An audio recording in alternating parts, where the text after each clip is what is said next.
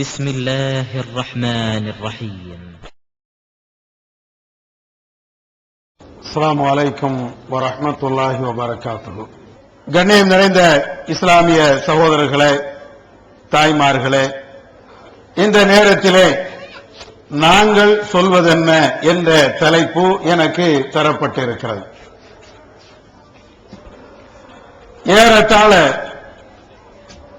தமிழ் பேசுகின்ற இந்த மக்களுக்கு மத்தியிலே ஏகத்துவ பிரச்சாரத்தை என்றைக்கு துவங்கினோமோ அன்று முதல் இன்று வரையிலேயும் இதுபோன்ற தலைப்புகளிலே நம்முடைய ஜமாத்தை சார்ந்த மார்க்க அறிஞர்கள் பல்வேறு கோணங்களிலே இதை விளக்கியிருக்கிறார்கள். இருந்தாலும் இங்கு இந்த தலைப்பு தரப்படுவதற்கு சில காரணங்கள் உண்டு. அது என்னவென்றால், ஏகத்துவத்தை எதிர்க்கக்கூடிய சிந்தனைவாதிகள் மற்ற ஊர்களில் இருப்பது போன்று இந்த ஊரிலேயும் இருக்கத்தான் செய்கிறார்கள்.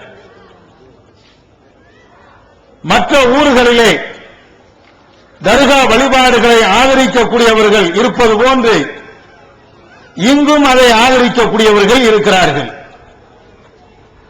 மதுஹபுகளை நாங்கள் விடவே மாட்டோம், அதுதான் எங்களுடைய உயிர் மூச்சு என்று பல ஊர்களிலே பேசுவது போன்று இந்த ஊரிலேயும் பேசக்கூடிய நிலையை பார்க்கிறோம். இதனையும் தாண்டி ஒரு சில சகோதரர்கள், ஏகத்துவம் வேண்டும் என்று நினைக்கக்கூடிய சகோதரர்கள், தௌஹீத் சிந்தனை நமக்கும் வேண்டும், அது நல்ல கொள்கைதான், அந்த கருத்து சரியான கருத்துதான் என்று விரும்பக்கூடிய சில சகோதரர்களும் கூட இதிலே நுழைவதற்கு, இந்த ஜமாத்திலே அங்கம் வகிப்பதற்கு, இந்த ஏகத்துவத்திலே முழுமையாக வருவதற்கு சில தயக்கங்களையும் காட்டுகிறார்கள். ஏதாவது பிரச்சனை வந்துருமோ, அல்லது இந்த மதுஹபுகளை, தரீகாக்களை, தர்காக்களை இவைகள் எல்லாவற்றையும் வேண்டாம் என்று சொல்லிவிட்டு ஏகத்துவ சிந்தனையில் சென்று விட்டால் நாளை மறுமையிலே இறைவன் நரகத்தை தந்து விடுவானோ என்ற அச்சமும் அவர்களுக்கு இருக்கிறது. அப்ப இது போன்ற பல காரணங்களினால்தான் இந்த தலைப்பு, நாங்கள் என்ன சொல்கிறோம் என்ற இந்த தலைப்பு எனக்கு தரப்பட்டிருக்கிறது. அன்புமிகுந்த சகோதரர்களே, சகோதரிகளே, நாங்கள் எதையும் புதிதாக புதிய கருத்துக்களை சொல்லவில்லை. மதவாதிகள் சொல்லுகிறார்களே, அவர்களுடைய கருத்துக்களை நாங்கள் சொல்லவில்லை. தர்காக்களை ஆதரிக்கிறார்களே, அவர்கள் போதிக்கின்ற அந்த போதனைகளை நாங்கள் சொல்லவில்லை. குத்துபியத்தும் மௌலூதும் வேண்டும் என்று சொல்லுகிறார்களே, அவர்களுடைய கருத்துக்களை நாங்கள் முன்வைக்கவில்லை. தர்காவுடைய வாசலிலே சாஸ்தாங்கம் செய்யலாம், சஜதா செய்யலாம், அதுவும் பெரியார்களை மதிக்கக்கூடிய ஒரு விதம் தான், நாதாக்களை கண்ணியப்படுத்தக்கூடிய ஒரு விதம் என்று ஆண்களையும் பெண்களையும் இறைவனுக்கு மாத்திரம் சஜதா செய்ய வேண்டிய இந்த இஸ்லாமிய சமுதாயத்தை தர்காவுடைய வாசலிலே கும்பிடு போட வைக்கிறார்களே, அவர்கள் எடுத்து வைக்கக்கூடிய கருத்துக்களை போன்று நாங்கள் சொல்லவில்லை. ஏன் இதையெல்லாம் சொல்கிறோம் என்றால், இந்த கருத்துக்கள் அனைத்துமே புதிதாக வந்த கருத்துக்கள், நூதனமாக இந்த சமுதாயத்தில் வந்த கருத்துக்கள், நபி அவர்கள் காட்டித் தராத சித்தாந்தங்கள், நபி அவர்கள் போதிக்காத ஒரு போதனைகள். இந்த மௌலூதோ அல்லது ஃபாத்தியாவோ அல்லது ஹத்தமோ அல்லது ராத்திபோ, தர்கா வழிபாடுகளோ, இவைகள் எந்த கருத்தையும் இஸ்லாம் என்றைக்கு வந்ததோ அன்றைக்கு ஒப்பிட்டு பார்த்தால் இந்த கருத்து அன்றைக்கு இருந்ததோ இல்லை என்பதை ஆணித்தரமாக சொல்ல முடியும். எனவேதான் இந்த இஸ்லாம் என்ற பெயரிலே சொல்லப்படுகின்ற இது போன்ற கருத்துக்கள் தான் புதுமையான கருத்து. அதை நாங்கள் சொல்லல. நாங்கள் சொல்லக்கூடிய அனைத்து கருத்துமே இஸ்லாம் தொடர்பாக சொல்லக்கூடிய எந்த விஷயமா இருந்தாலும் நபிகள் நாயகம் ஸல்லல்லாஹு அலைஹி வஸல்லம் அவர்கள் எதை சொன்னார்களோ அதைத்தான் நாங்கள் சொல்கிறோம். அல்லாஹ் திருக்குர்ஆனில் எதை சொல்கிறானோ அதைத்தான் நாங்கள் சொல்கிறோம். எங்களுடைய சுய வெறுப்பு விருப்பு எங்களுடைய சொந்த கருத்து, எங்களுடைய அப்பன் கருத்து, எங்களுடைய பாட்டனுடைய கருத்து, எங்களுடைய மூதாதையருடைய கருத்து, எங்களுடைய முன்னோருடைய கருத்து, எங்களுடைய வலிமாருடைய கருத்து என்று எந்த கருத்தையும் நாங்கள் சொல்லவே இல்லை. இதற்கு பெரிய சான்றுகள் தேவையில்லை. ஒரே ஒரு உதாரணத்தை சொல்லிவிட்டு என்னுடைய தலைப்புக்குள் முழுமையாக நுழைகிறேன். அந்த தரப்புடைய வாதங்களை நீங்கள் கேட்டால் ஒரு விஷயத்தை திரும்ப திரும்ப சொல்லுவார்கள். எதை சொல்லுவார்கள்? மௌலூது ஓதாத அப்படின்னு நம்ம சொன்னா உடனே அதற்கு பதில் அங்க இருந்து என்ன வரும்னா, ஏன் மௌலூது ஓதக்கூடாது? உங்க அத்தா மௌலூது ஓதினாரா? உங்க அத்தாவுடைய அத்தா மௌலூது ஓதினாரா? உன்னுடைய அம்மா மௌலூது ஓதினாங்களா? உன் அம்மாவுடைய அம்மா மௌலூது ஓதினாங்களா? நம்முடைய அசரத்து மௌலூது ஓதினாரா? அவருடைய அஜரத்து மௌலூது ஓதினாரா? எல்லாருமே பரம்பரையா ஓதிட்டு இருக்கிறோம். இந்த நஜாத்துக்காரன், இந்த தௌஹீத்வாதி தான் புதுசா ஒரு கருத்தை சொல்றான் அப்படிம்பாங்க. எதுக்கு இதை சொல்ல வரோம்னா, புதிய கருத்து என்றால் பரம்பரையை தூக்க கூடாது. எங்க அத்தா ஓதினாரு, அத்தாவுடைய அத்தா சொன்னாரு என்று சொன்னால் அது புதிய கருத்து. அதுதான் புதிய கருத்து, பழைய கருத்து கிடையாது. பழைய கருத்தா இருந்தால் என்ன சொல்ல வேண்டும்? நாங்கள் மௌலூது ஓதுகிறோம், அல்லாஹ்வுடைய தூதர் மௌலூது ஓதினார்கள், அல்லாஹ்வுடைய தூதரிடத்திலே பாடம் படித்த சஹாபாக்கள் அவர்கள் மௌலூது ஓதினார்கள். நபியுடைய காலத்திற்கு முன்னால் எத்தனையோ தீர்க்கதரிசிகள் வந்தார்களே, நபிமார்கள் வந்தார்களே, அந்த நபிமார்கள் மௌலூது ஓதினார்கள். சுலைமான் நபி ஓதியிருக்கிறார், தாவூத் நபி ஓதியிருக்கிறார், மூசா நபி ஓதியிருக்கிறாங்க, இப்ராஹிம் நபி ஓதியிருக்கிறாங்க என்று நபிமார்களுடைய பட்டியலை குர்ஆனில் இருந்து எடுத்து காட்டினால் அது பழைய கருத்து, புதிய கருத்து இல்லை என்று ஒத்துக்கொள்ளலாம். இவர்கள் ஓதுகின்ற இது போன்ற கலைகளுக்கு, கப்சாக்களுக்கு, இந்த மௌலூதுகளுக்கு, இந்த மீலாதுகளுக்கு இவர்கள் எடுத்து வைக்கக்கூடிய ஆதாரம் எல்லாமே போன தலைமுறை, அதுக்கு முந்தைய தலைமுறை, ஒரு 100 வருஷத்துக்கு முன்னால் உள்ள வரலாறு, ஒரு 200 வருஷத்துக்கு முன்னால் வரலாறு. இது புதிய கருத்தா அல்லது 1400 வருடங்களுக்கு முன்னால் நபிகள் நாயகம் ஸல்லல்லாஹு அலைஹி வஸல்லம் அவர்கள் எப்படி வாழ்ந்து காட்டினார்களோ, எப்படி நடைமுறை செய்து காட்டினார்களோ அதை நம்ம ஆதாரமா தூக்கி போடுவோமே, அது புதிய கருத்தா பழைய கருத்தா? இதை நம்ம யோசிச்சு பார்க்கணும். நம்ம எல்லாமே என்ன பார்க்கணும்னா, இவன் புதுசா சொல்றான்னு யதார்த்தத்தை பார்க்கிறோம். யதார்த்தம்னா வரலாறு போட்டு பார்க்கறது இல்ல. இப்ப நடைமுறையில என்ன இருக்குது, நம்ம காலத்துல என்ன இருக்குது, இதைத்தான் பார்க்கிறோம். அப்ப புதுமையாக சொல்லக்கூடியவர்கள், புதிய கருத்துக்களை உருவாக்கி சமுதாயத்தை குழப்பி சின்னாபின்னமாக நாசமாக ஆக்கி வைத்திருப்பவர்கள் இந்த சுன்ன ஜமாத்து தான். சுன்ன ஜமாத்து என்ற இவர்கள் தான் புதிய கருத்தை சொல்லி இருக்கிறார்கள். பழைய கருத்தை நாங்க அவர்கள் சொல்லவே இல்லை, நாங்க தான் சொல்லிக்கிட்டே இருக்கிறோம். இப்ப நாங்க சொல்லக்கூடியது என்ன? குர்ஆனையும் ஹதீஸையும் பின்பற்றணும், முதல்ல அடிப்படை. இது எங்களுடைய சொந்த கருத்து அல்ல. திருக்குர்ஆன்ல அல்லாஹ் அப்படி சொல்லி காட்டுகிறான், யா அய்யுஹல்லதீன ஆமனூ அத்தீஉல்லாஹ வ அத்தீஉர் ரசூல். இறை விசுவாசிகளே, அல்லாஹ்வுக்கு கட்டுப்படுங்கள், அல்லாஹ்வுடைய தூதருக்கு கட்டுப்படுங்கள். வலா துப்திலு அமாலக்கும், உங்களுடைய அமல்களை நீங்கள் நாசமாக பாழ்படுத்தி விடாதீர்கள் என்று அல்லாஹ் திருக்குர்ஆனிலே சொல்கிறான். பல்வேறு இடங்களிலே இதே கருத்திலே, பல வசனங்களிலே அல்லாஹ் இதே போன்ற கருத்துக்களை வலியுறுத்துகிறான். அல்லாஹ்வுக்கு கட்டுப்படுங்கள், அல்லாஹ்வுடைய தூதருக்கு கட்டுப்படுங்கள், வேற யாருக்கும் நீங்கள் கட்டுப்படாதீர்கள். ஒரு வணக்கத்தை செய்வதாக இருந்தால் அல்லாஹ் சொல்லி இருக்கிறானா என்று நீங்கள் பாருங்கள். ஒரு வணக்கத்தை செய்வதாக இருந்தால் அல்லாஹ்வுடைய தூதர் செய்திருக்கிறார்களா என்று நீங்கள் பாருங்கள் என்று அல்லாஹ் திருக்குர்ஆன்ல இப்படி சொல்றான். அல்லாஹ் ரசூலுக்கு கட்டுப்படாம வேற யாருக்காவது கட்டுப்பட்டால் அது இஸ்லாத்துக்கு மாற்றமாக நரகத்துக்கு கொண்டு செல்லக்கூடிய விதமாகத்தான் அமையும் என்பதை நபிகள் நாயகம் ஸல்லல்லாஹு அலைஹி வஸல்லம் அவர்கள் சொல்கிறார்கள். மன் அமில அமலன் லைஸ அலைஹி அம்ருனா ஃபஹுவ ரத்துன். நாம சொல்லாத, நாம ஏவாத, நாம காட்டி தராத ஒன்றை வணக்கம் என்று இவர்கள் செய்வார்கள் என்றால் அது மறுமையிலே நிராகரிக்கப்படும், தூக்கி எறியப்படும். நபிகள் நாயகம் ஸல்லல்லாஹு அலைஹி வஸல்லம் அவர்கள் சொன்ன இந்த செய்தியை சஹீஹ் முஸ்லிம் என்ற நூலிலே பார்க்கலாம். அல்லாஹ் திருக்குர்ஆனிலே சொல்கிறான், அல்லாஹ்வுக்கு கட்டுப்படுங்க, அல்லாஹ்வுடைய தூதருக்கு கட்டுப்படுங்க. நபிகள் நாயகம் ஸல்லல்லாஹு அலைஹி வஸல்லம் அவர்கள் சொல்கிறார்கள், நான் எதை மார்க்கமாக சொன்னேனோ அதுக்கு நீங்க கட்டுப்படுங்க, நான் சொல்லாத ஒன்றை வணக்கமாக நீங்க எடுத்து நடக்காதீர்கள். இது இஸ்லாத்தினுடைய அடிப்படை சட்டம்.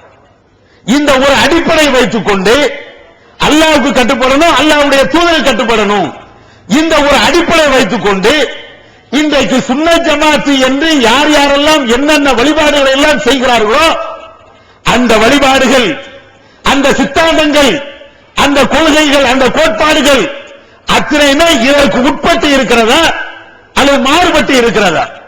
இதை நாம தெரியணும். எதுக்கு? நம்மள ஒன்னு ரெண்டு பேருக்கு சந்தேகம் இருக்குது. தௌஹீத்வாதி என்று சொல்லக்கூடிய நமக்கு ஒரு சில ஆட்களுக்கு சந்தேகம். என்ன சந்தேகம்? மௌலூத விட்டா அப்பம் பாட்டெல்லாம் சொல்லதெல்லாம் விட்டுட்டு போன, நம்முடைய பரம்பரை எல்லாம் காட்டி தந்ததெல்லாம் விட்டுட்டு போன நாம நரகத்துக்கு பெறுவோமோ என்ற சந்தேகம் நமக்கு வருது. அதனால அல்லாஹ் ரசூல் சொல்லித் தந்த இந்த இலக்கணத்தின் அடிப்படையில் நம்முடைய வழிபாடுகள், செயல்பாடுகள் எல்லாம் இருக்குதா, இதுக்கு மாற்றமா இருக்குதா அப்படின்னு ஒவ்வொன்றா எடுத்து பாருங்க. பெரிய ஆய்வு பண்ணணும் வேண்டாம், சாதாரண விஷயம், சின்ன சின்ன விஷயங்களை இருந்து நீங்க எடுத்து பார்த்தீங்கன்னா குர்ஆனுக்கும் சுன்னாவுக்கும் மாற்றமாக நடைபெறுகின்ற பல விஷயங்கள் தான் இந்த சமுதாயத்தில் சுன்னத் ஜமாத் என்ற அடிப்படையில் இருக்கும். ஒரு விஷயத்தை எடுத்துக்கிடுங்க, தர்கா வழிபாடு. நான் வந்தோன்னு கேட்டேன், இந்த ஊர்ல தர்கா இருக்குதா? எங்க போனாலும் கேட்போம். எந்த ஊருக்கு பயன் போனாலும் முதல்ல கேட்கிறது இந்த ஊர்ல தர்கா இருக்குதா? எல்லா ஊர்லயும் சொல்லக்கூடிய பதில் கண்டிப்பா தர்கா இருக்குது. எந்த ஊர்லயும் தர்கா இல்லைன்னு சொல்ல மாட்டாங்க. ஒரே ஒரு ஊருக்கு, நெல்லை மாவட்டத்தில் ஒரு ஊருக்கு போயிருந்தோம். அந்த ஊருக்கு போய் இதை கேட்டோம், உங்க ஊர்ல தர்கா இருக்குதா அப்படின்னு. இல்ல அப்படின்ட்டாரு. தர்காவே இல்ல, எங்க ஊர்ல தர்காவே கிடையாது அப்படின்னாரு. ஆச்சரியமா இருக்குதுங்க, உங்க ஊர்ல தர்காவே இல்லையா? என்ன இது அப்படின்னா, தர்கா கிடையாது, ஆனா நீங்க ஊருக்கு வெளியில இருந்து ஊருக்குள்ள வரும்போது ஒரே ஒரு கொடிமரம் மட்டும் இருக்கும் அப்படின்னாரு. என்னப்பா கொடிமரம் அப்படின்னு கேட்டா, அதுதான் மொய்தீன் அப்துல் காதர் ஜீலானிக்காக வேண்டி நட்டப்பட்ட ஒரு பாகிஸ்தான் கொடி அப்படின்னு நட்டி வச்சிருக்காங்க. சரி, அதுல என்ன நடக்குது? தர்கா இல்ல, அப்ப என்ன நடக்குது அப்படின்னு கேட்டா, ஆமா அங்க பத்தி கொளுத்து வைப்பாங்க, எண்ணெயை கொண்டு ஊத்துவாங்க, அந்த கொடி கம்பத்தை தொட்டு முத்தமிடுவார்கள். எல்லாம் முடிஞ்சு வச்ச தர்கால என்னென்ன செய்யணுமோ அது அத்தனை அந்த கொடி கம்பத்துல. தர்காங்கிறதே அது ஒரு அடக்கு ஸ்தலமா இருக்கும். ஆனா இங்க என்ன கொடி கம்பமா இருக்குது, அவ்வளவுதான். அங்க என்னென்ன வழிபாடுகள், என்னென்ன நிகழ்ச்சிகள் நடக்குமோ அத்தனை நிகழ்ச்சிகளும் இங்கேயும் நடக்குது. அப்பதான் நம்ம கேட்டோம், இதுவும் அதே மாதிரி முசீபத்து தானே, இதுல என்ன இல்லன்னு, என்ன பெரிய தர்காவே இல்லன்னு பெருமைப்படுறதுக்கு என்ன இருக்குது? இங்கே அதுதானே இருக்குது, எல்லாம் அந்த வழிபாடுகள் எல்லாமே இருக்குது. அப்ப எதுக்கு சொல்ல வரோம்னா, முஸ்லீம் ஊர் என்றால் கண்டிப்பாக தர்கா இருக்கும். தர்கா இல்லாம இருந்தால் கூட ஒரு கொடி கம்பமாவது தர்கா பேர்ல, அவங்கள பேர்ல இத நட்டலன்னு நம்ம ஆட்களுக்கு தூக்கமே வராது. வருஷத்துக்கு ஒருக்க கந்தூரி எடுத்தே தீரணும். இங்க அடங்கக்கூடிய இந்த அப்பாவுக்கும் கொஞ்ச நாளைக்கு முன்னால கோடி கந்தூரிலாம் எடுத்தாங்களாம். இப்ப நாம என்ன கேட்கிறோம்னா, கந்தூரி எடுத்தியல்ல, திருவிழா கொண்டாடியல்ல, இதுல இந்த அவுலியா யாரு, வரலாறு என்ன, அது வேண்டாம், தனி விவகாரம். நாம என்ன கேட்கிறோம்னா, அவர் நல்லவராக இருக்கட்டும், சமுதாயத்திற்காக பாடுபட்டவராக இருக்கட்டும், உங்களுடைய எண்ணப்படி அவர் ஒரு பெரிய வலியுல்லா அவுலியா என்ற அடிப்படையிலே இருக்கட்டும். இந்த திருவிழாவை கொண்டாடுவது அல்லாஹும் அல்லாஹ்வுடைய ரசூலும் காட்டாங்களா? இதான் நான் கேட்கிறோம். திருவிழா கொண்டாடுங்க, புகாரில, முஸ்லீம்ல, திருமலையில, நசையில, இப்னு மாஜால, அகமதுல, பைஹக்கியில, இப்னு ஹுசைமாவுல ஏராளமான ஹதீஸ் நூல்கள் இருக்குது. இந்த ஹதீஸ் நூல்கள்ல அடக்கம் செய்யப்பட்ட நல்லடியாருக்காக வேண்டி ஒரு திருவிழா கொண்டாடலாம். வருஷத்துல ஒரு முறை சந்தன கூடு கொடி ஊர்வலம் கொண்டாடலாம். அங்க இது போன்ற அலங்கரிக்கலாம், எண்ணெய் ஊத்தலாம், வழிபாடு செய்யலாம். எந்த ஒரு ஹதீஸ ஏதாவது ஒரு ஹதீஸ் நூல்ல இருந்து நீங்க எடுத்து காட்டுங்க பார்ப்போம். திருக்குர்ஆனுடைய ஆயத்துல இருந்து நீங்க எடுத்து காட்டுங்க பார்ப்போம். இதைத்தான் 25 வருஷமா நாங்க கேட்டுக்கிட்டே இருக்கிறோம். தர்கா வச்சு வழிபாடு செய்கிறீர்களே, இந்த தர்கா வச்சு வழிபாடு செய்யக்கூடிய நீங்கள், அங்க போய் காணிக்க போடக்கூடியவர்கள், அவர்களுக்கு சக்தி இருக்கும் என்று நினைக்கக்கூடியவர்கள், அந்த அவுலியாவை பகைத்துக் கொண்டால் நம்முடைய வாழ்க்கையை நாசமா போயிருமோ என்று நம்பக்கூடிய நீங்கள், அந்த அவுலியாவை பகைத்துக் கொண்டால் வெளிநாட்டில் வேலை கிடைக்காதோ என்று எண்ணக்கூடிய நீங்கள், அந்த அவுலியாவுக்கு காணிக்கை செலுத்தவில்லை என்றால் வியாபாரத்தில் நஷ்டம் ஏற்பட்டுவிடும், லாபம் ஏற்படாது என்று நம்பக்கூடிய நீங்கள், இவைகளெல்லாம் உண்மை என்றால் அது ரசூலுல்லாஹ்வுடைய ஹதீஸ்ல இருந்து உன்னை காட்டிருங்க. ரசூலுல்லாஹ்வுடைய காலத்துல இது மாதிரி அப்பா மாதிரி இல்லையா? வெளிவந்து விட்டது தவறான வாதங்களும் தக்க பதில்களும். சகோதரர் பிஜே அவர்கள் உரையாற்றிய ரமலான் மாத தொடர் சொற்பொழிவு. மறைவான ஞானம் அல்லாஹ்வை தவிர வேறு யாருக்கும் உண்டா? சத்தியம் எது, அசத்தியம் எது? இறந்தவர்களால் செவியேற்க முடியுமா? நபிமார்களுக்கு இறைவன் வழங்கியதையன்றி வேறு ஏதும் மறைவான ஞானங்கள் உண்டா? தர்கா, தரீகா வழிபாடுகள் சரியா? மனிதன் கடவுளாகி விட முடியுமா? தவறான கொள்கையில் இருப்பவர்களின் வாதங்களுக்கு குர்ஆன் ஹதீஸ் அடிப்படையில் அடுக்கடுக்கான தெளிவான சான்றுகளுடன் தக்க பதில்கள் 5 டிவிடிக்களாக விலை ரூபாய் 150 மட்டுமே. கிடைக்கும் இடம் TNTJ வீடியோ விஷன், நம்பர் 30, அரண்மனைக்காரன் தெரு, மண்ணடி, சென்னை 1, செல் 9500168989. TNTJ வீடியோ விஷனின் புதிய வெளியீடு. வழிகட்ட கொள்கைகள். வகி அல்லாதவற்றை பின்பற்றலாமா? இமாம்களை பின்பற்றலாமா? சஹாபாக்களை பின்பற்றலாமா? இஜ்மா, கியாஸ் மார்க்க ஆதாரமாகுமா? இது போன்ற முக்கிய தலைப்புகளில் பிரச்சாரங்களுக்கான 1 மாத பயிற்சி வகுப்பில் சகோதரர் பிஜே அவர்கள் நடத்திய வழிகட்ட கொள்கைகள் என்ற தலைப்பிலான உரையின் முழு தொகுப்பு 3 DVD, விலை ரூபாய் 90 மட்டுமே. கூறிய செலவு தனி. கிடைக்கும் இடம் TNTJ வீடியோ விஷன், எண் 30, அரண்மனைக்காரன் தெரு, மண்ணடி, சென்னை 1, செல் 95001689. அதான் நம்ம கேட்கிறோம், ரசூலுல்லாஹ்வுடைய காலத்துல இது மாதிரி அவுலியாக்களே இல்லையா? உலகத்திலேயே தலை சிறந்த ஒரு அவுலியா என்றால் அத்தனை இஸ்லாமியர்களும் ஏற்றுக்கொள்ளக்கூடிய ஒரு அவுலியா யார் என்று கேட்டால் நபிகள் நாயகம் ஸல்லல்லாஹு அலைஹி வஸல்லம் அவர்கள். மறுக்க இயலுமா? அல்லாஹ்வுடைய தூதரை விட ஒரு சிறந்த ஒளி உள்ளவர் இந்த உலகத்தில் காட்ட முடியுமா? நாயகம் ஸல்லல்லாஹு அலைஹி வஸல்லம் அவர்கள் சொர்க்கத்தை கொண்டு நன்மாராயம் சொல்லப்பட்டவர்கள், சொர்க்கத்தை கொண்டு நிச்சயம் செய்யப்பட்டவர்கள், 100% அவர்கள் சொர்க்கத்துக்கு செல்லக்கூடியவர்கள். அந்த நபிகள் நாயகம் ஸல்லல்லாஹு அலைஹி வஸல்லம் அவர்களுக்கு தர்கா உண்டா? இதான் நாங்க கேட்கிறோம். நபிகள் நாயகம் ஸல்லல்லாஹு அலைஹி வஸல்லம் அவர்களுக்கு தர்கா உண்டா? ரசூலுல்லாஹ்வுக்கு வந்து சில தர்கா இருக்குதான். எங்கப்பா இருக்குது அப்படின்னு கேட்டா, மஸ்ஜித் நபவி பள்ளிவாசல் இருக்குல்ல, அந்த போட்டோ தீ காட்டுதான். என்ன இருக்குல்ல, ரசூலுல்லாஹ்வுடைய தர்கா. நம்மால ஆமா, ரசூலுல்லாஹ்வுடைய தர்கா எவ்வளவு பெருசா இருக்குது.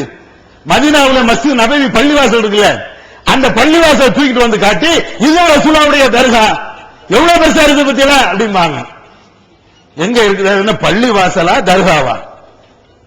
மஸ்ஜித் நபவி என்பது நபி அவர்கள் கட்டிய பள்ளிவாசல். அது பள்ளிவாசலா அல்லது ரசூலுல்லாஹ் அடக்கம் செய்யப்பட்ட தர்கா, ரசூலுல்லாஹ்வுடைய அந்த அடக்கத்தில் கட்டப்பட்ட தர்காவா? அந்த பள்ளிவாசல்ல ஒரு இடத்துல ஒரு மூலையில நபி அவர்கள் அடக்கம் செய்யப்பட்ட இடம் இருக்குது. எப்படி இருக்கும்? அவர்கள் அடக்கம் செய்யப்பட்ட இடம் இதே மாதிரி சாதாரண தரையாத்தான் இருக்கும். ரசூலுல்லாஹ் அடக்கம் செய்யப்பட்ட அந்த இடம் சாதாரண தரையாத்தான் இருக்கும். அதை சுத்தி ஒரு செவரை கட்டி வச்சிருக்கிறாங்க. அந்த செவரை எதுக்கு தெரியுமா? நம்ம ஆளுக்காக வேண்டிதான். நம்ம ஆள் போற இடம் தான் என்ன செய்யறான்? ஒரு அவுலியாவை ஒரு தர்காவை பார்க்க வழி இல்லை, ஒரு கொடிக்கம்பத்தை பார்க்க வழி இல்லை, உடனே அந்த கொடிக்கம்பத்தை போய் சுரண்டுதான். பாக்குறோமா இல்லையா? தர்கால போய் சுரண்டால பாக்குறோமா இல்லையா? தர்கால போய் சுரண்டுவது, கொடிக்கம்பத்தை போய் சுரண்டுவது, தர்கால கொஞ்சம் மண்ணு கடந்தாலும் தூக்கி பாக்கெட்ல போட்டு வர்றது யதார்த்தமா இங்க நடக்குது. அப்ப ரசூலுல்லாஹ்வுடைய அடக்கம் செய்யப்பட்ட இடம் என்றால் நம்ம ஆளு என்ன செய்வான்? கொஞ்சம் கொஞ்சமா மண்ணாளி போட்டு வரான். அதுக்கு தான் என்ன செய்ய, அல்லது அங்க போய் எப்படியா ரசூலுல்லாஹ்வுடைய கபரை தொட்டு ஒரு வணக்கம் போடணும் அப்படின்னு அதுக்கு முயற்சி பண்றான். இதுக்கு தான் அவங்க என்ன செய்யறாங்கன்னா, சவுதி அரசாங்கம் அதுக்குள்ள யாரும் போகக்கூடாது அப்படிங்கிறதுக்கு சுத்திலும் ஒரு செவரை எழுப்பி வச்சிருக்கிறாங்க. ரசூலுல்லாஹ்வை தரிசிக்க முடியல. நாங்க எவ்வளவு ரூபாய் செலவு பண்ணிட்டு வந்திருக்கோம் ஹஜ்ஜுக்கு உம்ராவுக்குன்னு. ரசூலுல்லாஹ்வுடைய தர்காவை பார்க்க விட மாட்டேங்கிறானுவோ, இவனெல்லாம் உருப்படுவானுங்களா அப்படின்னு இவன் வாயில வந்ததை சொல்லிட்டு வேற வழியே இல்லை. அப்படியே மதீனாவில் அப்படியே வரும்போது ரசூலுல்லாஹ்வே உங்களுடைய பரக்கத்தாக இந்த மதீனாவுடைய மண்ணையாவது எடுத்துட்டு போறேன் அப்படின்னு ஒரு குத்து மண்ணை எடுத்து வாயில ஓட்டுவாங்க. கடைசி அந்த மண்ணு எங்க வருது? கல்லாப்பட்டி கொண்டு போட்டு வைக்கிறான். கல்லாப்பட்டி கடைசி என்ன ஆகுது? உண்மையிலேயும் மண்ணா போகுது. அது என்ன ஆகுது? நீ யோசிச்சு பாருங்களேன். அது அங்க இருந்து மண்ணை எடுத்துட்டு வந்தா அது ஒரு பரக்கத்தான இடம் என்றால், ரசூலுல்லாஹ் காலடி பட்ட இடம்னு அது பரக்கத்து இருக்குன்னு நினைச்சா, அந்த பரக்கத்தின் மூலமாக நேர்வழி பெற வேண்டியவர்கள் முதல்ல அபூஜஹல் பெற்றுக்கணுமா இல்லையா? ரசூலுல்லாஹ் சின்ன பிள்ளையில இருந்து ஓடிய இடம் மக்கா, சிறு குழந்தையில இருந்து ஓடி ஓடி விளையாடிய இடம் மக்கா. அந்த இடத்துல தான் 53 வருட காலமும் நபி அவர்கள் வாழ்க்கையை கழிச்சிருக்கிறாங்க. அந்த இடத்துல பிறந்து அந்த இடத்துல வாழ்ந்து அந்த இடத்திலேயே அவர்கள் பல விவகாரங்களை அவர்கள் கழிச்சிருக்கிறாங்க. அந்த இடத்துல வாழ்ந்தவன் தான் அபூஜஹல், அந்த இடத்துல பிறந்தவன் தான் உத்பா, அந்த இடத்துல பிறந்தவன் தான் ஷைபா, அந்த இடத்துல பிறந்தவன் தான் அபூ லஹப். அப்ப இவங்களுக்கு எல்லாம் நேர்வழி கிடைக்கலையே, இவங்க எல்லாம் மண்ணோடி மண்ணா போனாங்களே. இதுல நிறைய பேர் பதில் போர்க்களத்துல அல்லாஹ்வுடைய தூதர் எதிர்த்ததினாலேயே கொல்லப்பட்டாங்களே, காபிர்களாகவே கொல்லப்பட்டாங்களே. அப்ப பரக்கத்து ஒன்று இருக்கும் என்றால் அங்க ஏற்பட்டிருக்கணுமே, அல்லாஹ்வுடைய தூதர் காட்டி தரல. அப்ப எதுக்கு சொல்ல வரோம்னா, உலகத்தில் முதல் அவுலியா சிறந்த அவுலியா அப்படின்னு சொல்வதா இருந்தா அல்லாஹ்வுடைய தூதரை சொல்லலாம். அல்லாஹ்வுடைய தூதருக்கு கபர் கிடையாது. இந்த அப்பாவுக்கு கட்டி வச்சிருக்கிறீல்ல, இந்த அப்பாவுக்கு கட்டி வச்ச மாதிரி கபரு அல்லாஹ்வுடைய தூதர் கண்மணி நாயகம் ஸல்லல்லாஹு அலைஹி வஸல்லம் அவர்களுக்கு உண்டா? இந்த ஆலிம் சாக்கள் கேட்கிறோம், ஜமா தலைவர்களை கேட்கிறோம், நீங்களும் நாங்களும் ஏற்றுக்கொண்ட அல்லாஹ்வுடைய தூதருக்கு கபர் இல்லை என்றால், அல்லாஹ்வுடைய தூதருக்கு கபர் இல்லை என்றால் இவங்களுக்கு கபர் வேணுமா? இதுதான் எங்களுடைய கேள்வி. காட்டுங்களேன். இந்த ஆலிம் சாக்கள் எல்லாத்தையும் கீழே விட்டுட்டு ரசூலுல்லாஹ்க்கு கபர் இருந்ததுன்னு காட்ட சொல்லுங்க. எங்க இருக்குது? நிதர்சனமாவும் இல்ல, ஹதீஸ்களையும் இல்ல, வரலாறுகளையும் இல்ல. ரசூலுல்லாஹ்வுக்கு இல்ல. ரசூலுல்லாஹ்வுக்கு மட்டுமே இல்ல, இந்த உலகத்தில் எத்தனை இறை தூதர்கள் வந்தார்கள்? திருக்குர்ஆன்ல மாத்திரம் ஏறத்தாழ 25 நபிமாருடைய பேரை அல்லாஹ் சொல்கிறானே. ஆதம் நபியில இருந்து பல பேர்களை அல்லாஹ் சொல்றானே. அவங்க பாஷையில நம்மளாவது நபிமாருடைய எண்ணிக்கை வரையறுத்து சொல்லப்படவில்லை என்று நாம சொல்றோம். ஏன்னா ஹதீஸ்ல அப்படி இல்லை. அவங்க சுன்ன ஜமாத் என்ன சொல்றாங்க? 1,20,000 நபிமார்கள் சொல்றீல்ல. நாம என்ன இருக்கிறோம்னா, இந்த 1,20,000 நபிமார்கள் அத்தனை பேர்களுமே வலியுல்லாஹ் தானே. அதுல மாத்தமா? கண்டிப்பா கிடையாது. அத்தனை பேருமே அவுலியாக்கள் தான். அப்ப 1,20,000 நபிமார்கள் இருந்தார்கள் என்றால் இன்னைக்கு தர்கா கண்டிப்பா அந்த 1,20,000 நபிமார்களுடைய அவுலியாக்குடைய நபிமாருடைய கபர் இருக்கணுமா இல்லையா? தர்கா இருக்கணுமா இல்லையா? காட்டுங்களும் பார்ப்போம். நிறைய நபிமார்கள் மக்கா மதீனா அந்த கல்ஃப் ஏரியாவிலும் வந்திருக்கிறாங்க. வரலாறுகளை நீங்க பாத்தீங்கன்னா நிறைய இறை தூதர்கள் அங்கதான் வந்திருக்கிறாங்க. அங்க எங்க இருக்குது? இப்ராஹிம் நபி வந்து காபாவை கட்டினாங்க, அங்க வாழ்ந்தாங்கன்னு வரலாறுல குர்ஆன்ல படிக்கிறோமே. இப்ராஹிம் நபியுடைய தர்கா எங்க? அவருடைய பிள்ளை இஸ்மாயில் நபி அவங்களுடைய தர்கா எங்க? யாக்கூப் நபியுடைய தர்கா எங்க? சுலைமான் நபியுடைய தர்கா எங்க? யூசுப் நபியுடைய தர்கா எங்க? அய்யூப் நபியுடைய தர்கா எங்க? நூஹ் நபியுடைய தர்கா எங்க? வரணும்ல சாலிஹ் நபியுடைய தர்கா எங்க? எங்கப்பா இருக்கு? வரலாறுல காட்டுங்களேன். அந்த தர்கா எல்லாம் ஏதாவது சுனாமில அழிச்சிட்டு போயிடுச்சு, அதே சொல்லு. எல்லா நபிமார்களுக்கும் தர்கா இருந்துச்சு, திடீர்னு ஒரு சுனாமி வந்து நபிமாருடைய தர்கா மட்டும் அழிச்சிடுச்சு. மொய்தீன் அப்துல் காதர் ஜீலானி தர்கா தான் நல்லா இருக்குது, அப்படியே சொல்லுங்களேன். எங்க இருக்கு வரலாறுல? அப்படி எங்க இருக்குது? நபிமார்களுக்கு தர்கா இல்லை, நபிகள் நாயகம் ஸல்லல்லாஹு அலைஹி வஸல்லம் அவர்களுக்கும் தர்கா இல்லை. அதுக்கு அடுத்து நீங்க பாருங்க, நபியுடைய காலத்துல பாடம் படித்த நபி அவர்களிடத்துல பாடம் படித்த சஹாபாக்கள், எத்தனை சஹாபாக்களுக்கு தர்கா?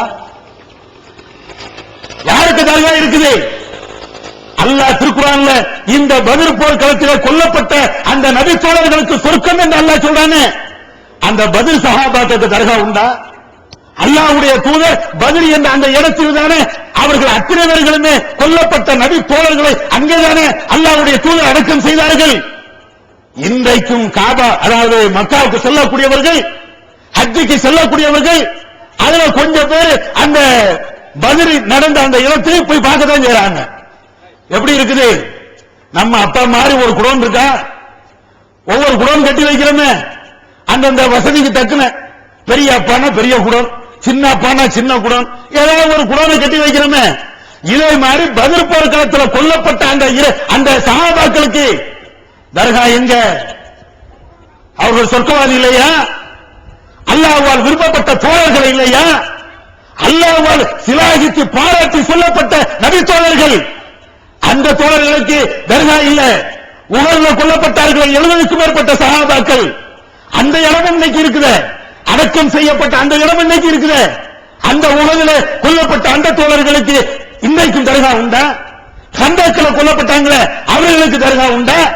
எத்தனையோ போர்கள்ல உயிர் தியாகம் செய்த அந்த சையதுகளுக்கு, மேதைகளுக்கு, நல்ல சிறப்பானவர்களுக்கு தர்கா இல்லையே. ஆனா உண்மையிலே உங்களை மாதிரி இருந்தா சவுதியில காலடி வைக்க கூடாது. ஏன்? எல்லாரும் தர்கா தான் இருக்கும். மேல இருந்து அவ்வளவு நல்லடியாக வாழ்ந்திருக்கிறாங்களே, இங்க கால் வைக்க கூடாது, அங்க கால் வைக்க கூடாது. ஒவ்வொரு ஆளுக்கு தான் ஒவ்வொரு ஏக்கரை பிரிச்சு போட்டு குடோனா கட்டி வச்சிருக்கீங்கள. அங்க போனா ஒரு ஏக்கர், இங்க போனா ஒரு ஏக்கர். ஒரு அவுலியாவுக்கு சாதாரண நம்ம கண்ணு முன்னால வாழ்ந்த ஒரு ஆளுக்கு ஒரு ஏக்கர்னா, நபிகள் நாயகம் ஸல்லல்லாஹு அலைஹி வஸல்லம் அவர்களுக்கு ஒரு 100 ஏக்கர்லயா தர்கா கட்டணுமா இல்லையா? நம்ம பாஷையில அவங்களுக்கு 100 ஏக்கர், மற்ற சஹாபாக்களுக்கெல்லாம் ஒரு 50 ஏக்கர், ஒரு 10 ஏக்கர், ஒரு 20 ஏக்கர் இப்படின்னு கட்டினா சவுதி முழுக்க இன்னைக்கு தர்கா தான் இருக்கும். பிளைட் இறங்க கூடாது. இங்க இருந்து நம்ம போய் ஜித்தால இறங்குறோம்னு வைங்களேன், இப்படியே வானத்திலே இருக்கணும். அவுலியாக்கள் பிடிச்சு இறக்கி விடணும். ஏப்பா தர்கா அவுலியாக்கள் வாழ்ந்த இடங்கள், புனிதமான ஆட்கள் வாழ்ந்த இடங்கள், அவர்களுக்காக நாங்க தர்கா கட்டி வச்சிருக்கோம் இருக்கணும்ல. ஒன்னையுமே காணலையே. கபுர்ஸ்தான் இருக்குது. கபுர்ஸ்தான் எப்படி சாதாரணமா நம்ம ஊர் கபுர்ஸ்தான் எப்படி இருக்குமோ இதே மாதிரி இருக்கும்.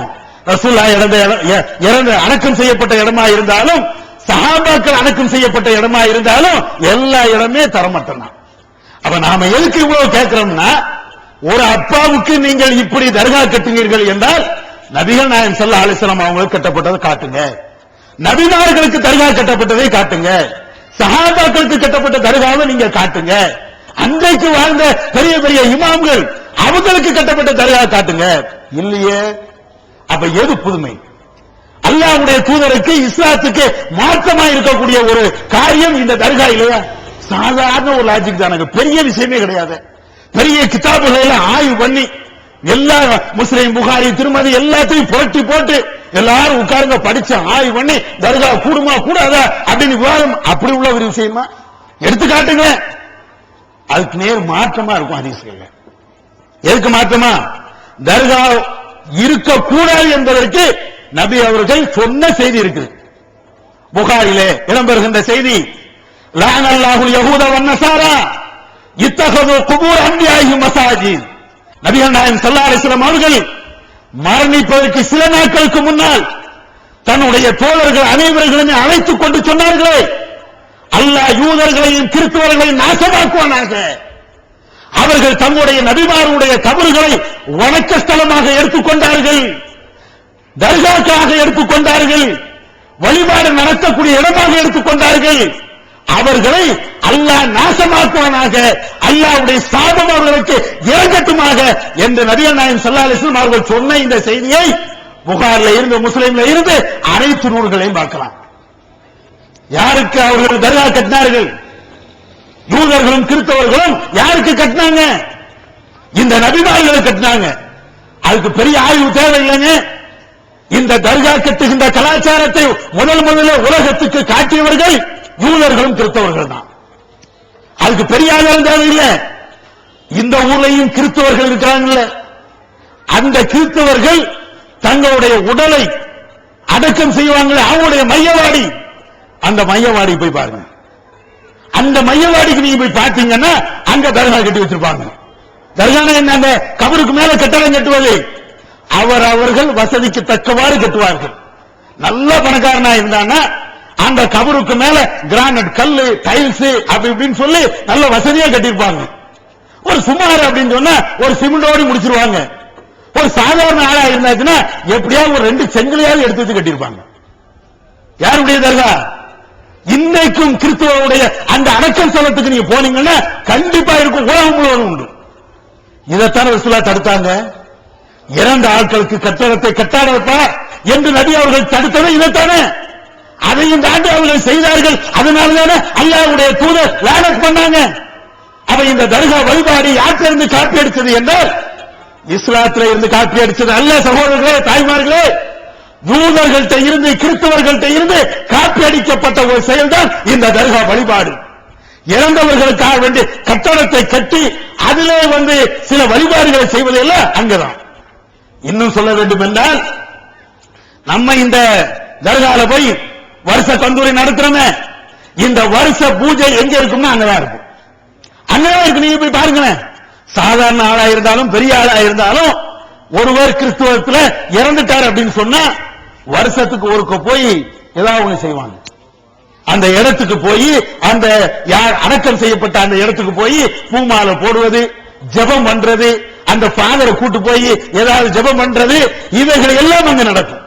தமிழ்நாடு தௌஹீத் ஜமாஅத்தின் அரும் பணிகள் தொலைபேசி மற்றும் கடிதங்கள் மூலம் விளக்கம் பெற தனி ஏற்பாடு. குடும்ப பிரச்சனைகளுக்கு தீர்வு காண ஷரியத் தீர்ப்பாயங்கள், இலவச திருமண தகவல் திட்டம், முதியோர் ஆதரவு இல்லம், சிறார்களுக்கான அனாதை இல்லம், சத்தியத்தை நிலைநாட்டிட பல்வேறு விவாதங்கள், அடக்குமுறைக்கு எதிரான போராட்டங்கள், முஸ்லிம் சமுதாயத்திற்கு இடஒதுக்கீட்டை பெற்றுத்தந்த உரிமை போராட்டங்கள், வறுமை மற்றும் கடன்களில் சிக்கி தவிக்கும் மக்களை மீட்டெடுக்க ஜகாத் நிதியை திரட்டி உரியவர்களுக்கு உதவுதல், வட்டியில்லா கடனுதவி திட்டங்கள், இது போன்ற இன்னும் ஏராளமான பணிகளை செய்து வரும் தமிழ்நாடு தௌஹீத் ஜமாத் எந்த வெளிநாட்டு அரசிடமிருந்தோ அல்லது எந்த வெளிநாட்டு நிறுவனங்களிடமிருந்தோ உதவிகளை பெறுவதில்லை என்பதை கொள்கையாக கொண்டுள்ளது. எனவே மறுமையில் மகத்தான கூலியை பெற்றுத்தரும் இந்த அரிய பணிக்கு உங்களது ஜகாத் மற்றும் நன்கொடைகளை வாரி வழங்குவீர். உங்களது நன்கொடைகளை டிடியாகவோ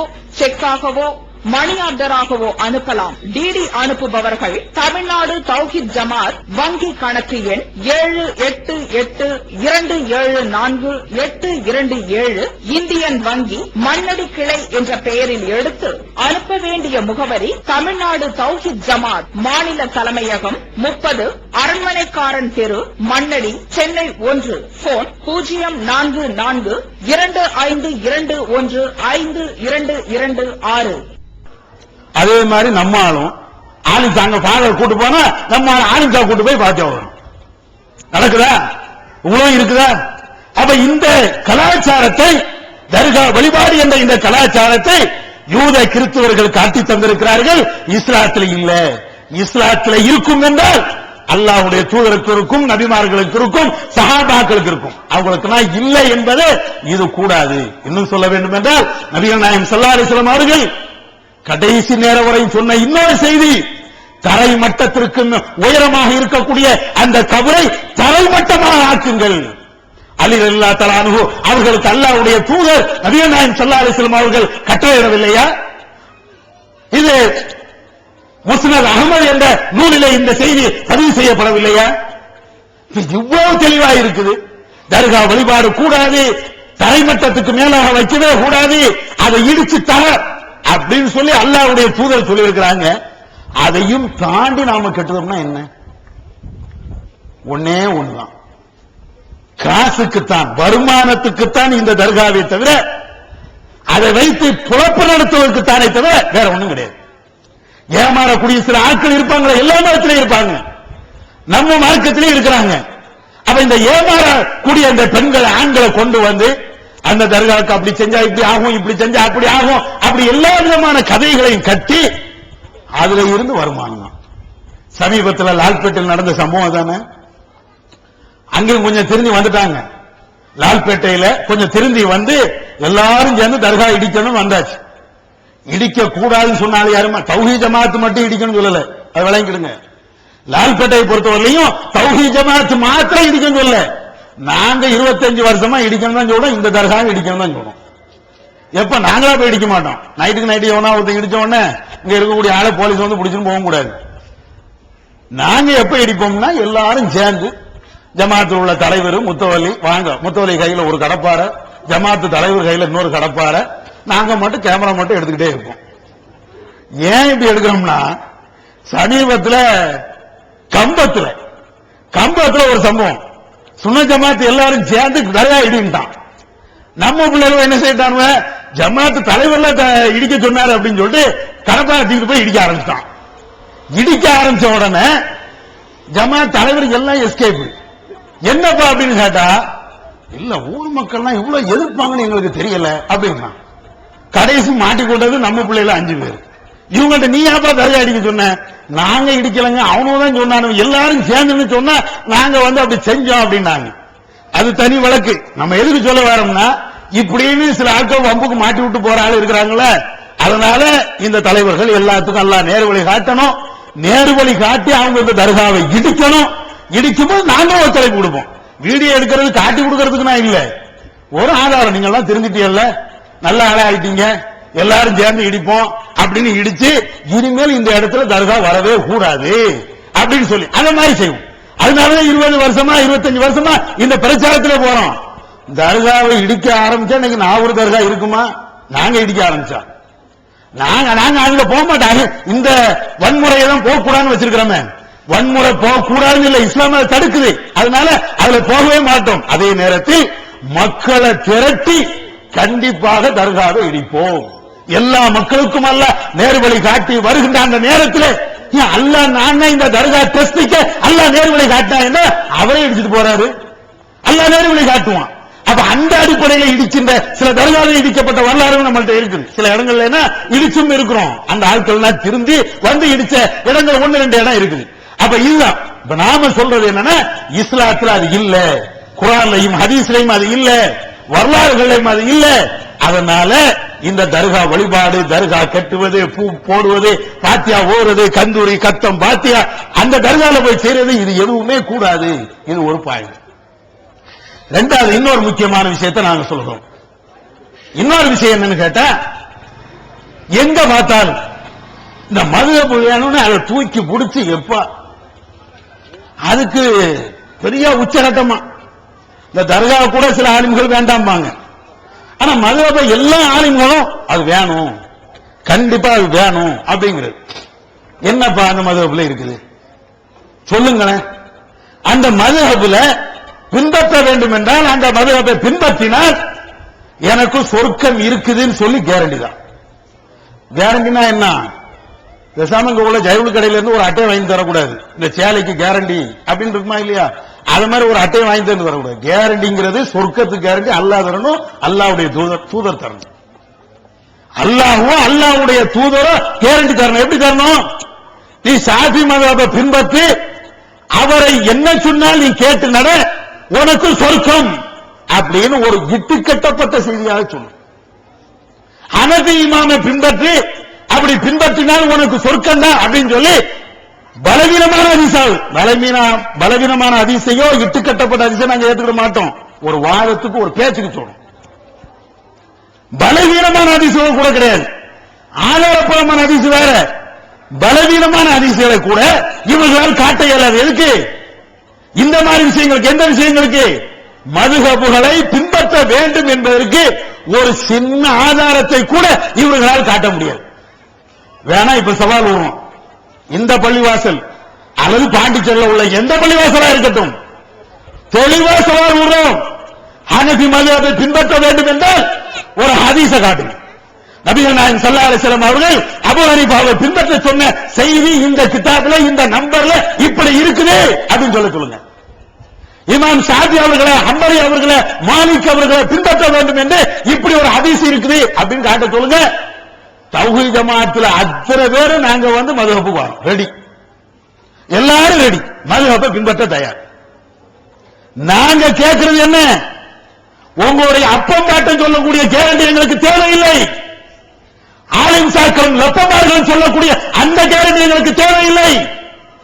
எங்களுக்கு தேவை உங்களையும் என்னையும் படைத்த ரப்புல் ஆலமீன் இருக்கிறானே, சொர்க்கத்தை மூமின்களுக்கு தயார்படுத்தி வைத்திருக்கிறேன் என்று அல்லாஹ் சொல்லுகிறானே, அந்த ரப்புல் ஆலமீன் கேரண்டி தரட்டும்.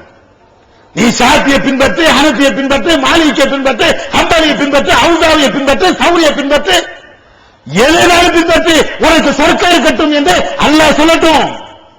அப்படியே தமிழ்நாடு தௌஹீத் ஜமாத் நீங்க என்ன சொல்றீங்களோ, எந்த மதுஹபை பின்பற்ற வேண்டும் என்று நீங்க சொல்லுகிறீர்களோ அதை நாங்க பின்பற்ற தயார்.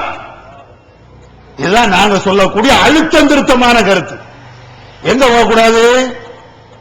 அது ஷாஃபி இமாம் எல்லாம், ஹனஃபி இமாம் எல்லாம் அது ஹதீஸ்ல இருந்து ஆயத்துல இருந்து அப்படியே கரைச்சு கொடுத்து சக்கையா புழிஞ்சு சாரா ஆக்கி அதுக்கு பின்னால சக்கையா புழிஞ்சு அதுக்கு பின்னால சட, இந்த தத்துவம் எல்லாம் பேசக்கூடாது. அப்படி தத்துவம் பேசினீன்னு வைங்க, நிறைய பொம்பளைங்க வந்தாங்க, பேச முடியாது. மதுஹபுடைய அசிங்கங்களை எடுத்து விட்டோன்னு வைங்க, அது இந்த மேடைக்கு அழகு இல்லை. நாம கேட்கிறது அது சக்கையோ சாரோ நல்லதோ கெட்டதோ எதா இருக்கட்டும், அடிப்படை சொல்லு. அடிப்படை நாங்க கேட்கிறோம். மதுஹபை பின்பற்றுவதற்கு ஹதீஸ்ல இருந்து ஆதாரம் காட்டு. அடிப்படை நாங்க கேட்கிறோம். அடிப்படையை விட்டு அதுல நல்ல கருத்து தானே இருக்குது. ஹனஃபி இமாம் ஹதீஸ ஆய்வு பண்ணி தானே சொன்னாரு, ஷாஃபி இமாம் ஹதீஸ ஆய்வு பண்ணி தானே சொன்னாரு அப்படின்னு சொல்லிட்டு சைடு வாக்குல போக வேண்டாம். நேருக்கு நேரா சொல்லுங்க, நேருக்கு நேரா சொல்லுங்க. அதை சொல்லிட்டு நீங்க வேற ஒண்ணு விளக்கமே சொல்ல வேண்டாம். இன்னும் சொல்ல போனாங்க, இதுக்கு ஆதாரம் நீங்க காட்டீங்கன்னா மதுஹப்ல என்ன குப்பை இருந்தாலும் எங்க தலையில தூக்கி சமுக்கிறோம். எங்களுக்கு தேவை அதுதானே, எங்களுக்கு தேவை ஒண்ணே ஒண்ணு தானே, அல்லாஹ்வுடைய தூதர் அதுக்கு அங்கீகாரம் தரணும். இதுதான் நான் கேட்கிறோம். அந்த அங்கீகாரம் இருக்கும் என்றால் எவ்வளவு குப்பையினாலும் எங்களுடைய தலையில சுமந்துக்கிட்டு வாங்க. உங்களுக்கு மேல நாங்க வாதம் பண்றோம், மதுஹப்பை பின்பற்றணும் அப்படின்னு சொல்லி உங்களுக்கு போல நாங்கள் வேண்டுமானால் வாதம் பண்ண தயாரா இருக்கும். எங்களுக்கு அடிப்படை சொல்லுங்க. எந்த ரசூலா அப்படி சொன்னாங்க? இந்த அடிப்படை குர்ஆன்ல இருந்தும் ஹதீஸ்ல இருந்தும் இட்டுக்கட்டப்பட்ட பலகீனமான செய்திகள் இருந்து கூட இவர்களால் ஆதாரம் காட்ட இயலாது. அடுத்து இரண்டாவது வாதம், நாம என்ன கேட்கிறோம்னா, நபி அவர்கள் எந்த மதுஹப்? ரசூல் ஸல்லல்லாஹு அலைஹி வஸல்லம் அவர்கள் ஷாஃபி மதுஹபா, ஹம்பலி மதுஹபா, மாலிக் மதுஹபா, ஹனஃபி மதுஹபா, எந்த மதுஹப்? யாராவது சொல்ல முடியுமா? ஷாஃபி மதுஹப் வந்து ஷாஃபி தான் அப்படிங்கிறான் ரசூலுல்லாஹ். ஹனஃபி மதுஹப் தான் ரசூலுல்லாஹ் ஹனஃபி மதுஹப் தான் அப்படிங்கிறான். ஒவ்வொரு ஆளும் அவர்களை எதை பின்பற்றுறாங்களோ அதை தூக்கி வச்சுக்கிட்டு எங்க மதுஹப் தான் ரசூலுல்லாஹ் அப்படின்னு சொல்லி இவர்களாத்தான் முத்திரை ஊத்துறாங்க. எந்த அளவுக்குன்னா, பின்காலத்தில் வந்த இமாம்கள் இருப்பாங்கல்ல, ஹிஜ்ரி ஒரு 1000 அல்லது 900 800 அந்த மாதிரி காலத்தில் வாழ்ந்தவங்க இருப்பாங்கல்ல, அல்ல ஒரு 400, இந்த இமாம்களுக்கெல்லாம் இவங்களா வந்து இவர் ஷாஃபி மதுஹப்பை சார்ந்த ஆளு, இவர் ஹனஃபி மதுஹப்பை சார்ந்த ஆளு அப்படின்னு இவங்களா எழுதி வச்சிருப்பாங்க. உதாரணத்துக்கு இப்னு ஹஜர் அஸ்கலானி ஒரு பெரிய அறிஞர், 7ஆம் 8ஆம் நூற்றாண்டிலே வாழ்ந்த ஒரு தலை சிறந்த அறிஞர் இப்னு ஹஜர் அஸ்கலானி. இப்னு ஹஜர் அஸ்கலானியை பற்றி நிறைய, அவரை பற்றி உள்ள சிறப்பு சொல்லலாம், நிறைய சொல்லலாம். அந்த இப்னு ஹஜர் அஸ்கலானிய ஷாஃபி மதுஹப்காரங்க எழுதி வச்சிருக்கான். அவர் என்ன ஷாஃபி மதுஹப்பை பின்பற்றினாரு? உன்கிட்ட வந்து சொன்னாரா நான் ஷாஃபி மதுஹப் தான் அப்படின்னு உங்கள்ட்ட வந்து சொன்னாரா? சில இமாம்களை வந்து இவர் ஹனஃபி மதுஹப் இவங்களா எழுதி வச்சுக்கிறது. அவர் ஷாஃபி மதுஹப்பையும் பின்பற்றலாம். அவர் முழுக்க முழுக்க ஹதீஸ் ஆய்வு பண்ணாரு. எல்லா ஹதீஸ்களையும் புகாரிக்கு விளக்க உரை எழுதின ஆளு, ஹதீஸ் கலைகள்ல தேர்ச்சி பெற்ற இமாம்கள் அவர் ஒரு இமாம். அவர் போய் ஷாஃபி இமாமை பின்பற்றான்னு எழுதி வச்சா எவ்வளவு பக்கா பிராடு, எவ்வளவு பொய். இப்படி இவங்களா எழுதி வச்சதுதான் உண்டு. இப்ப நாம என்ன இருக்கிறோம்னா, நீங்களா எழுதி வச்சு பொய் சொன்ன செய்திகள் நிறைய இவ்வாறு இருக்குது. ரசூலுல்லாஹ் என்ன மதுஹப்? அதான் நான் கேட்கிறோம். பெரிய பல்கலைக்கழகத்துல என்ன படிக்கலாம் தேவையில்லை. நாளைக்கு இங்க பள்ளிவாசல் வந்து ஹனஃபி மதுஹப் தானே, அந்த இமாம்கிட்ட போய் கேளுங்க, அந்த இமாம்கிட்ட கேளுங்க, ரசூலுல்லாஹ் நீங்க நம்புறீங்களா? ஆமா நம்புறோம். ரசூலுல்லாஹ் என்ன மதுஹப் கேளுங்க. அவரை பேந்த பேந்த தான் முடிப்பாரு. கொஞ்சம் ஏற்கனவே தெரிஞ்ச இமாமா இருந்தாச்சுன்னா டக்குன்னு ரெடிமேட் பதில சொல்லிடலாம். இல்லன்னா ரசூலுல்லாஹ் இமாமா, ரசூலுல்லாஹ்வா, ரசூலுல்லாஹ்வே இமாம் தானே அப்படின்னு சொல்லி சொல்லி கடைசி ஏதாவது ஒரு வழிக்கு வருவார். இப்ப ரசூலுல்லாஹ்வே ஷாஃபி மதுஹப் இல்லை என்றால், ஹனஃபி மதுஹப் இல்லை என்றால் நீ என்ன சொல்ற? 4 மதுஹப்புகளில் ஒரு மதுஹப்பை பின்பற்றவில்லை என்றால் இந்த பள்ளிக்கு வரக்கூடாது. போட்டிகள்ல 4 மதுஹப்புகள்ல ஒரு மதுஹப்பை பின்பற்றவில்லை என்றால் இந்த பள்ளிவாசலுக்கு வரக்கூடாது. சில இடங்கள்ல வந்து இதை தாண்டி தொப்பி அணியல பள்ளிவாசலுக்கு வரக்கூடாது அப்படின்னு நிறைய சட்டங்கள்லாம் எழுதி போட்டிருப்பாங்க. ஒரு பேச்சுக்கு ரசூலுல்லாஹ் உயிரோடு வரவே மாட்டாங்க, இறந்துட்டாங்க. இதுதான் இஸ்லாத்தினுடைய அடிப்படை சட்டம். அவங்கள கொஞ்சம் பேர் ரசூலுல்லாஹ் இன்னைக்கு உயிரோடு இருக்கிறத நம்புறாங்க. சுன்ன ஜமாத்துல ஒரு பேச்சுக்கு ஒரு வார்த்தை கேட்க, ரசூலுல்லாஹ் உங்க பள்ளிக்கு வந்துட்டாங்க, பள்ளிவாசல உள்ள ஏத்துவீங்களா மாட்டீங்களா? எது கேட்கிறோம்னா, மதுஹப்பை பின்பற்றலாம்னா பள்ளிவாசலுக்குள்ள வரக்கூடாதுல்ல. அப்ப நீ என்ன செய்வீங்க? பள்ளிவாசலுக்கு வந்த அடிச்சு பத்திரணும், ரசூலுல்லாஹ் போவே வெளியே, என்ன மதுஹப் பின்பற்றல இப்படி சொல்லுவீங்களா? இப்படி சொல்ல முடியுமா? சரி, ரசூலுல்லாஹ் வரமாட்டாங்க. ஒரு காலத்துல ஈசா நபி வருவாங்கல்ல, அந்த ஈசா நபி வந்தா என்ன செய்வீங்க? அதுக்கு தான் முன்னோட்டமா ஒருத்தன் சொல்லி வச்சுட்டான், ஈசா நபி ஹனஃபி மதுஹப் தான் பின்பற்றுவாருங்க. என்னமோ ஈசா நபி கூட உட்கார்ந்த மாதிரியும் படிச்ச மாதிரியும். என்னப்பா ஒண்ணு எதுக்கு? அவர் பள்ளிவாசலுக்கு வந்துட்டா போர்டை எழுதி வைக்க முடியாதுல்ல, அவர் வந்து போர்டத்துக்கு தூரம் எழுந்திருவாரு. அதுக்காக வேண்டி என்ன செய்யறதுன்னா அவர் ஹனஃபி மதுஹப் தான் பின்பற்றுவாரு. இன்னும் கொஞ்சம் பேர் ஷாஃபி மதுஹப் தான் அவர் பின்பற்றுவாரு. சண்டை. அவர் இன்னும் வந்து இறங்கல. அதுக்கு முன்னாடி இந்த அரசியல் கட்சிக்காரர் சண்டை விடுவானா இல்லையா, அது மாதிரி இவர் எங்க மதபு இவர் எங்க மதபு, அவர் எல்லா மதபை தூக்கி எறிஞ்சிட்டு ரசூல்லா மதபை பின்பற்றிட்டு போன்னு சொல்ல போறாரு. ஈகத்துவம் ஓரிரை கொள்கையை விளக்கும் ஒப்பற்ற மாத இதழ் PJ MI சுலைமான் ஷம்சுல்லுஹா இன்னும் பல சிறந்த அறிஞர்களின் கருத்து கருவூலங்கள் இன்னும் பல சிறந்த அம்சங்களுடன் வெளிவரும் ஈகத்துவம் இதழை படித்து உங்கள் மார்க்க அறிவை வளர்த்துக் கொள்ளுங்கள். ஆண்டு சந்தா உள்நாடு 100 ரூபாய், வெளிநாடு 400 ரூபாய், தனி இதழ் 9 ரூபாய். உங்கள் டிராப்டுகளை ஏகத்துவம் இலக்கம் 30 அரண்மனைக்காரன் தெரு மண்ணடி சென்னை 1 என்ற முகவரிக்கு அனுப்புவீங்கள். மகளிருக்கு வழிகாட்டும் மாத இதழ் தீன்குல பெண்மணி தமிழ்நாடு தவ்ஹீத் ஜமாத்தின் மேற்பார்வையில் முஸ்லிம் பெண்களுக்கான இல்லற கடமைகள், மருத்துவ பகுதி, சிறுவர் பகுதி, திருமண தகவல் பகுதி, ஹதீஸ் திறனாய்வு போட்டி மற்றும் பல சுவையான அம்சங்களுடன் வெளிவரும் முஸ்லிம் பெண்களுக்கான முழுமையான மாத இதழ் தீன்குல பெண்மணி. ஆண்டு சந்தா உள்நாடு 100 ரூபாய், வெளிநாடு 400 ரூபாய், தனி இதழ் 9 ரூபாய். உங்கள் MODDகளை எடுத்து அனுப்ப வேண்டிய முகவரி தீன்குல பெண்மணி, நம்பர் 30, அரண்மனைக்காரன் தெரு, மண்ணடி, சென்னை 1. உணர்வு முஸ்லிம் சமுதாயத்தின் நம்பர் 1 தமிழ் வார இதழ். உறங்கி கிடந்த முஸ்லிம்களின் உணர்வுகளை தட்டி எழுப்பது 13 ஆண்டு கால வரலாற்று சாதனை படைத்த ஒரே இதழ் உணர்வு. செய்திகளின் நடுநிலைமை, விமர்சனங்களின் நேர்மை, சமுதாய செய்திகளுக்கு முன்னுரிமை, இஸ்லாத்தின் எதிரிகளை அடையாளம் காட்டுதல், அரசியல் ஆன்மீகம் பற்றிய கேள்விகளுக்கு ஆணித்தரமான பதில்கள், ஆய்வு கட்டுரைகள், பல சுவையான அம்சங்களுடன் வெளிவரும் உணர்வின் வாசக சமுத்திரத்தில் நீங்களும் சங்கமமாகுங்கள். ஆண்டு சந்தா உள்நாடு ரூபாய் 400, வெளிநாடு ரூபாய் 2300, தனி இதழ் ரூபாய் 8. உங்கள் டிராப்டுகளை Muslim media trust number 7 Vadamalaikar street, 2nd floor, Mannady, Chennai 1 என்ற முகவரிக்கு அனுப்பி வையுங்கள். ஈசா நபி வந்தாதானே சொல்லுவாங்க, ஈசா நபி வந்தா அல்லாஹ்வை பின்பற்ற, அல்லாஹ்வுடைய தூதரை பின்பற்றி, என்னை பின்பற்றாத எந்த அளவுக்கு தான் ஈசா நபி பேசுவாங்க. அவங்கள கூட பின்பற்ற இயலாது. அப்ப அந்த மாதிரி இருக்கும்போது இந்த மதுஹபுகளை பின்பற்ற வேண்டும் என்றால் எங்க ஆதாரம் எங்கங்க? நீங்க நான் வேற பெருசான உங்கள்ட்ட ஹதீஸ் ஆயத்துகள் எல்லாம் சொல்லினா கேட்கல. ரசூலுல்லாஹ் அந்த காலத்தில் மதுஹப் இல்லை என்றால், சஹாபாக்கள் மதுஹப்பை பின்பற்றவில்லை என்றால் இது என்ன? இன்னும் தெளிவா உங்கள்ட்ட ஒண்ணு கேட்கிறேன், தெளிவா ஒண்ணு கேட்கிறேன். சஹாபாக்கள் மதுஹப்பை பின்பற்றவில்லை, சொர்க்கம் போவாங்களா நரகம் போவாங்களா?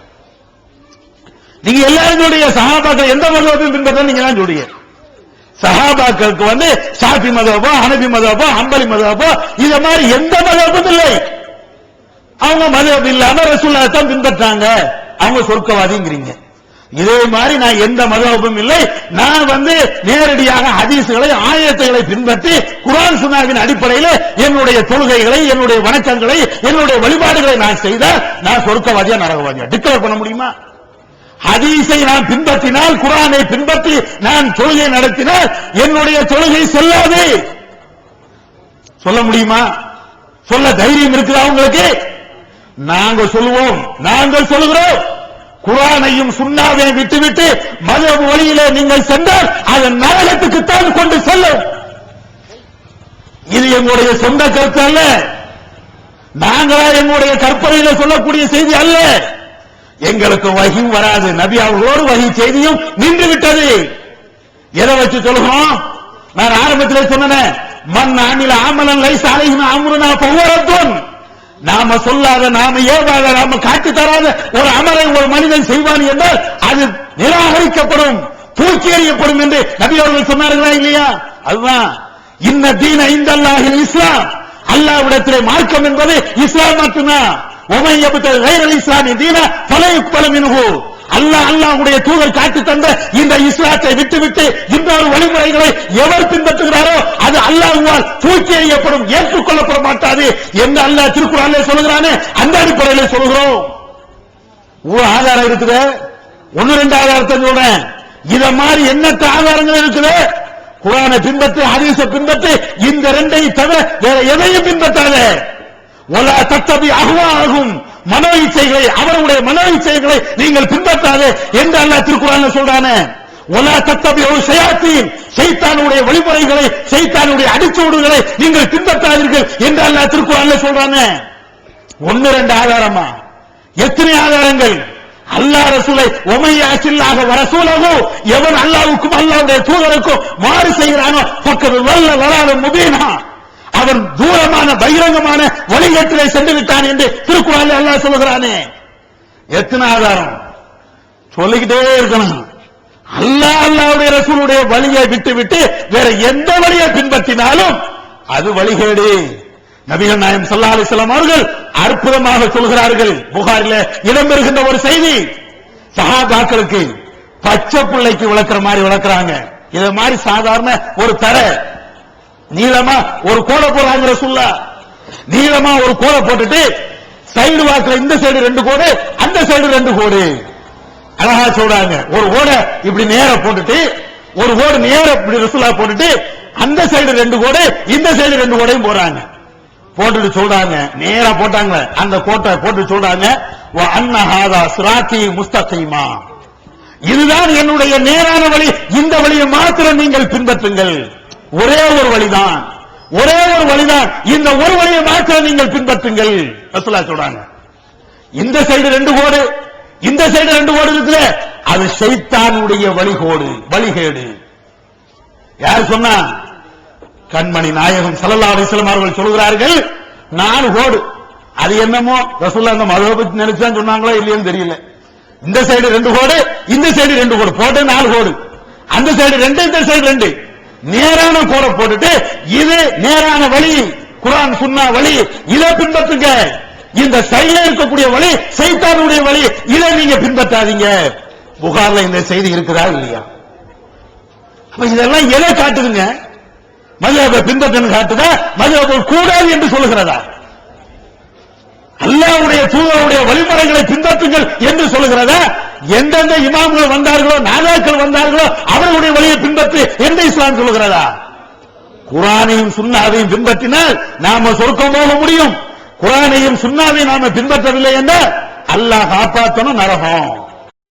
மூன் பப்ளிகேஷன்ஸ் வெளியீடுகள்: இஸ்லாமிய அடிப்படை கல்வி, திருமுறையின் தோற்றுவாய், திருக்குரானில் அறிவியல் சான்றுகள் பாகம் 1, அர்த்தமுள்ள கேள்விகளும் அறிவுபூர்வமான பதில்களும், குர்ஆன் கூறும் ஓரிரை கொள்கை, நபி வழியில் தொழுகை சட்டங்கள், மாமனிதர் நபிகள் நாயகம், குர்ஆன் மட்டும் போதுமா, ஹதீஸ்கள் குர்ஆனுக்கு முரண்படுமா, அழகிய இஸ்லாமிய பெயர்கள், இதுதான் பைபிள், ஜனாசாவின் சட்டங்கள், ஏகத்துவமும் இணை வைப்பும், திருக்குர்ஆனின் அறிவியல் சான்றுகள் பாகம் 2, இஸ்லாம் பெண்கள் உரிமையை பறிக்கிறதா, பிறை ஓர் விளக்கம், இஸ்லாம் ஓர் இனிய மார்க்கம், நபி தோழியர் வரலாறு, குற்றச்சாட்டுகளும் பதில்களும், நோன்பு, இயேசு இறைமகனா, வருமுன் உரைத்த இஸ்லாம், உண்மை தோழர் அபூபக்கர் அலி, பெண்களுக்கான நபி வழி சட்டங்கள், அறிவுச்சுடர் அன்னை ஐசார் அலி, இஸ்லாத்தில் சொர்க்கம் நரகம், நபி தோழர்களும் நமது நிலையும், துவாக்களின் தொகுப்பு, முகைதீன் மௌலிது ஒரு ஆய்வு, குர்ஆனை எளிதில் ஓதிட, நபிகள் நாயகம் பல திருமணம் செய்தது ஏன், யாக்குத்பா ஒரு ஆய்வு, நபி வழியில் நம் ஹஜ், நபி வழியில் குழந்தை வளர்ப்பு, தராவி தொழுகை ஒரு ஆய்வு, ஜக்காத் ஒரு ஆய்வு, இஸ்லாத்தில் இல்லறம், கியாமத் நாளின் 10 அடையாளங்கள், நபிகளாரின் நற்போதனைகள், மன்னரை வாழ்க்கை, பைபிளில் நபிகள் நாயகம், இஸ்லாத்தின் பார்வையில் பில்லி சூனியம், தர்கா வழிபாடு, நபிகளாரின் இறுதி நாட்கள், இஸ்லாமிய கொள்கை, சரியான ஹதீஸ்களும் தவறான ஹதீஸ்களும், சந்திக்கும் வேளையில் கொள்கை விளக்கம், பேய் பிசாசு உண்டா, கற்பனை கதைகள், நவீன பிரச்சனைகளும் தீர்வுகளும், தப்லிக் தாகலின் தொகுப்பு, சுபகான மௌலிது ஒரு ஆய்வு, மனிதனுக்கேற்ற மார்க்கம், நேர்ச்சையும் சத்தியமும், மனனம் செய்வோம், விளக்கப்பட்ட உணவுகள், அர்த்தமுல்லா இஸ்லாம், குர்பானியின் சட்டங்கள், தொழுகை, இஸ்லாத்தின் பார்வையில் கனவுகள், இஸ்லாமிய திருமணம், இறைவனிடம் கையேந்துங்கள், மீராஜும் அதன் படிப்பினைகளும், வேதம் கொடுக்கப்பட்டோர் யார், மற்றும் prophet Mohammed the greatest man மற்றும் டிஎன்டிஜே மார்க்க அறிஞர்கள் உரையாற்றிய CD டிவிடிகள் கிடைக்கும் இடம் மூன் பப்ளிகேஷன் 83/3 மூர் தெரு, முதல் மாடி, மண்ணடி, சென்னை 1. Phone number 65690810.